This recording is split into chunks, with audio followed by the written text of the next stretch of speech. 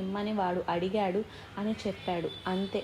ఇక వాడు ఊహించుకుంటున్నాడు, నేను 1 ఎకరం పొలం అడిగితే వాడికి 2 ఎకరాలు వస్తాయి, నేను 1,00,00,000 అడిగితే వాడికి 2,00,00,000 వస్తాయి అని ఊహించుకొని, ఇంత తపస్సు చేసి ఇంత వరం కోసం వెతుక్కున్న వ్యక్తి పక్కోడికి ఎక్కువ ఎందుకు రావాలి అని చెప్పి నాకు 1 కన్ను తీసేయ్ అన్నాడట. వీడికి 1 కన్ను పోయింది, వాడికి 2 కన్నులు పోయాయి. మనం దేవుణ్ణి అడిగేవి ఇలాంటి విషయాలే ఉంటాయి. దేవుడు ఇచ్చింది తీసుకుంటే మనం ధన్యులం అవుతామండి. దేవుడు ఒక గొప్ప వరం ఇచ్చాడు మనకి. చూడండి, కొరింథీయులకు రాసిన 2వ పత్రిక 9వ అధ్యాయము 15వ వచనము చదువుతున్నాను.